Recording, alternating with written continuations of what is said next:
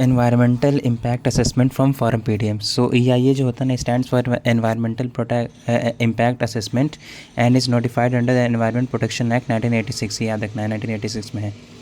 और role of EIA क्या है? इम्पैक्ट असेसमेंट है, प्रिवेंट डैमेज होता है, प्रपोज अल्टरनेटिव्स होता है। और प्रोसेस इसमें क्या क्या है? प्रोसेस पहला स्क्रीनिंग होता है, फिर स्कोपिंग हो गया, फिर इम्पैक्ट प्रोडिक्शन हो गया, फिर इम्पैक्ट मिटिगेशन हो गया, फिर पब्लिक हियरिंग होगा, फिर डिसीजन मेकिंग होगा। सो ये सीक्वेंस याद रखना है, पेपर में भी आ सकता है। Screening, scoping, impact prediction, impact mitigation, public hearing and decision making. और screening is done to see whether a project requires environmental clearance as per the statutory notification और नॉट। याद रखना है। और scoping is the process of detailing the terms of reference of EIA। Under the existing 2006 EIA notification, projects are characterized into Category A and Category B.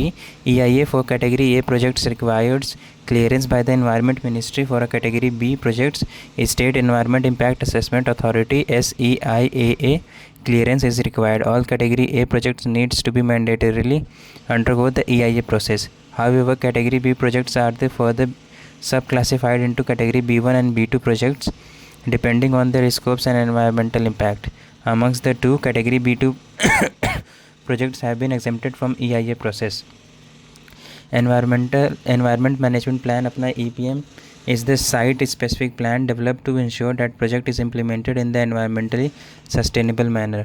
Or an environmental supplement plan ESP is an environmentally beneficial project or activity that is not required by law but an alleged violator of EIA notification 2006 agrees to undertake as per the process of environmental clearance.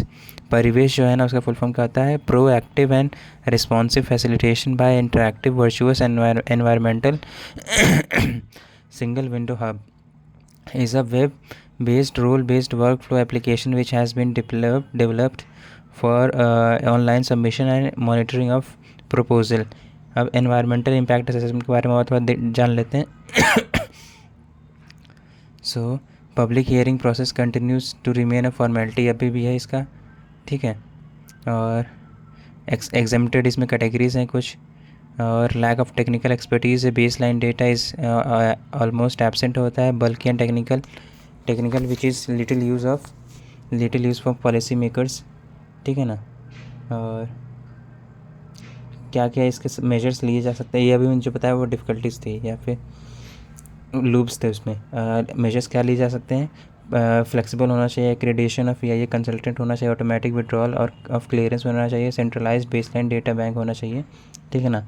और major provisions of draft EIA 2020 में क्या है? Public consultation है, जो कि consultation hearing is propose to be reduced from maximum of 40 days, ठीक है। और एक और है कि time providing for public to submit the responses is proposed to be reduce from present 30 to 20 days। और एक जो टेबल दिया ना उसको अच्छे से देख लेना है, EIA 2006 और EIA 2020 में क्या क्या वो है चेंजेस आए। सो ये EIA 2006 में it regulated the environmental clearance given by the central governments in the consultation with the states duties for projects like dams, mines and thermal plants। और 2020 में क्या it introduces the concept of post facto clearance। This means clearance can be obtained post operations। और 2006 में क्या था? It facilitated environmental democracy through meaningful public participation including the public hearing and inviting the responses from those having stakes in the environmental aspects of the project.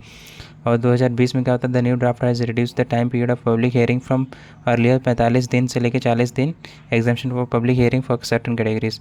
और जो 2006 में क्या था? It did not allow operation of projects without operation. 2020 में क्या होगा? It proposes to legalise even those project which do not have approvals, a right to seek approval for industrial projects is given। 2006 में और क्या है? The authorities was similar mandate to monitor projects of compliance with environmental norms every 6 months, ठीक है ना, यहाँ पे 6 month था।